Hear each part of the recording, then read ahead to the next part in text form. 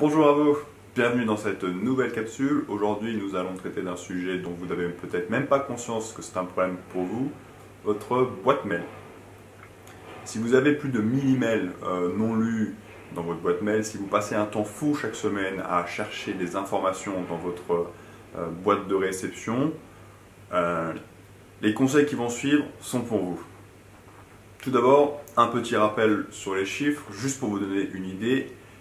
Chaque jour, 293 milliards d'emails sont échangés à travers la planète et on estime qu'un internaute français reçoit en moyenne 40 emails par jour. Imaginez recevoir 40 lettres dans votre boîte aux lettres chez vous tous les jours. Au bout d'un moment, si vous ne les traitez pas correctement, ça peut devenir un vrai casse-tête. Donc, aujourd'hui, nous allons voir comment reprendre le contrôle de sa boîte mail et de sa vie. C'est par là.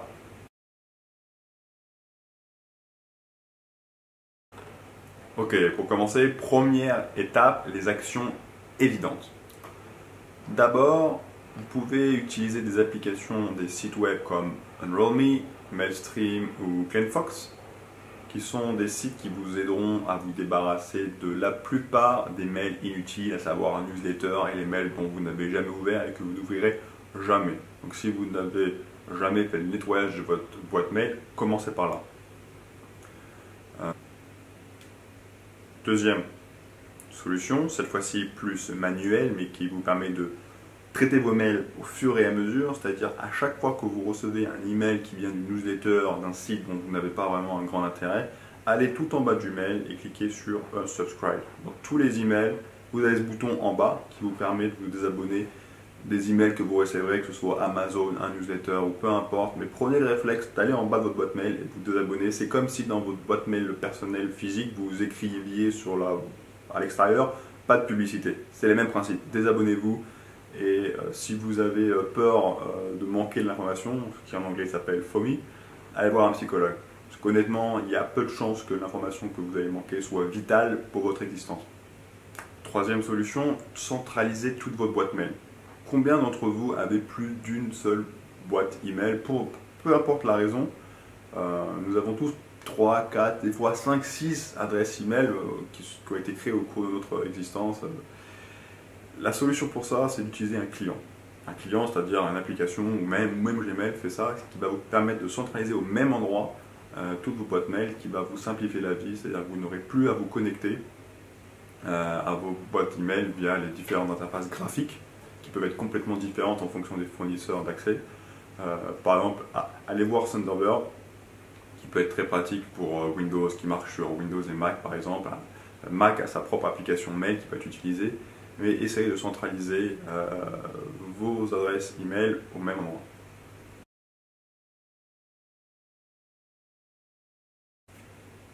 La deuxième étape, ensuite, une fois que vous avez fait le ménage et que vous avez fait un peu le tri, vous avez, disons, supprimé le superflu, vous allez vous recentrer sur redéfinir comment vous utilisez votre boîte mail. Pour ça, première technique, supprimez tous les filtres. Vous devez réapprendre à traiter vos mails un par un. Chaque mail doit être considéré avec le même niveau d'importance et pour cela, vous devez être sûr qu'ils arrivent tous au même endroit pour pouvoir les traiter individuellement.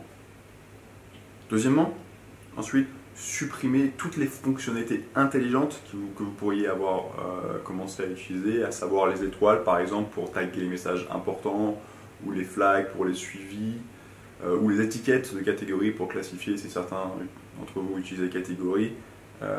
Votre boîte mail n'est pas votre système de traitement d'informations, c'est juste une boîte de réception. Les emails arrivent, vous allez devoir les traiter un par un, ce qu'on va voir juste après. Donc, supprimez tous les systèmes de traitement intelligent. Vous êtes le cerveau, vous allez devoir mettre en place votre système de traitement. Troisième, ensuite, technique pour réapprendre à utiliser une boîte mail, désactiver les notifications.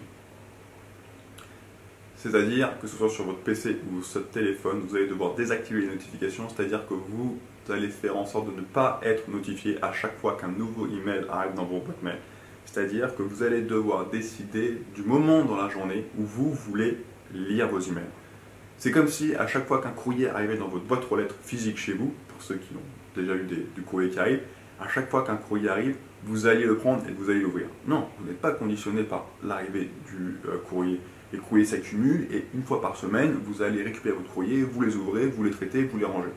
C'est le même principe, vous devez traiter votre boîte mail comme une boîte à lettres physique. C'est tout simple. Donc, maintenant, on va voir comment traiter ces emails un par un.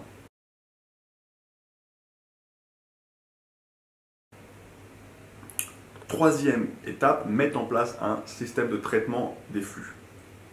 Sûrement, si vous regardez cette vidéo, certains d'entre vous se retrouvent, vous, ont des boîtes mail avec plus de 1000 emails non lus.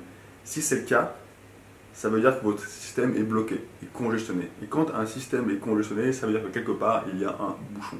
Donc, on va essayer de remettre du lubrifiant dans votre système de flux d'informations pour essayer de remettre de la fluidité et d'atteindre une boîte de réception avec 0 email. Tous les emails doivent être traités de manière unique et il n'y a que 6 solutions possibles pour pouvoir traiter un email que nous allons voir par ici. Archiver. Si l'email correspond à une discussion par exemple qui est terminée, un sujet qui est dépassé mais que vous voulez garder l'historique de la conversation sans vraiment réfléchir à où est-ce que vous voulez stocker, archivez-le. Archivez-le et retirez de votre boîte de réception. Simple. Répondez. Si le mail nécessite une réponse, répondez instantanément et débarrassez-vous des discussions. C'est pas compliqué. Donc, troisième action possible, la planification.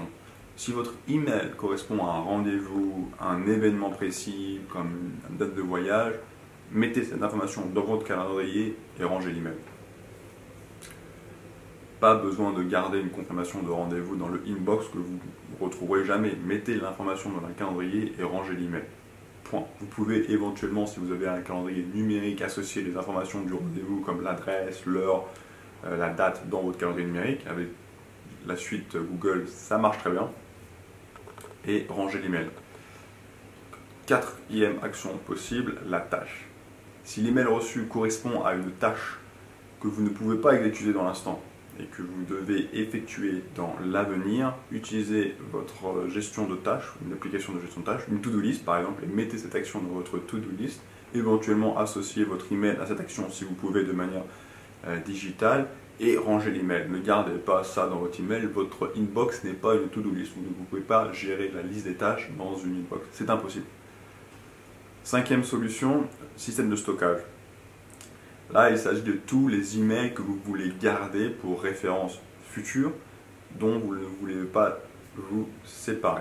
Dans ce cas-là, vous allez simplement devoir créer des dossiers sous votre inbox et ranger vos emails. Et ranger vos emails, ne les gardez pas dans votre boîte email. Par exemple, demain, vous allez chercher l'information, la facture ou la dernière information envoyée par je ne sais pas quoi. Vous ne pouvez pas utiliser la fonction recherche de votre inbox. Rangez vos emails. Sixième solution et dernière action possible d'un email, la lecture différée. Si le mail que vous recevez est par exemple une newsletter ou une longue tirade de quelqu'un et que vous n'avez pas le temps parce que vous ne voulez pas lire tout de suite le mail, utilisez une application de lecture différée comme Pocket par exemple.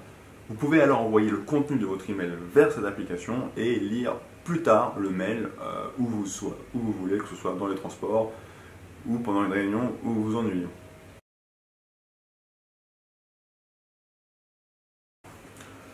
Quatrième et dernière étape, rationaliser l'utilisation de votre boîte email. Vous allez essayer de vous fixer un moment dans la journée pour effectivement lire vos emails, que ce soit une fois par jour, 2 fois par jour, 3 fois par jour en fonction de la quantité d'informations que vous recevez. Ainsi, vous pourrez vous reconcentrer sur ce que vous voulez vraiment accomplir et vous ne serez plus dépendant des informations de l'environnement extérieur qui arrivent et qui vous perturbent et qui peut éventuellement des fois vous distraire, surtout. Donc si vous avez suivi toutes les informations au préalable, vous devriez être en mesure de pouvoir appliquer cette stratégie et de reprendre le contrôle sur votre boîte email. Et maintenant, vous devez reprendre le contrôle sur vos moments de lecture. Donc voilà, pour conclure, je dirais qu'il n'y a pas de solution miracle pour traiter vos emails. Vous allez devoir y mettre un peu d'effort. Le plus d'effort, ce sera au début, surtout pour mettre en place les processus et les procédures, les outils et les bonnes pratiques. Par exemple, je sais que si vous travaillez dans une compagnie et que vous voulez appliquer ces principes et que vous avez Microsoft, les outils disponibles via vos outils numériques dans votre compagnie peuvent vous limiter à mettre en place ces différents conseils. Mais tout est possible avec la suite Microsoft ou la suite Google sur vos appareils personnels. Tous ces conseils sont applicables et je vous laisse aller voir le web pour mettre en place les différentes solutions, que ce soit les clients ou les applications de lecture différées. Voilà, j'espère que cette vidéo vous aura apporté les informations que vous cherchez et maintenant, au boulot!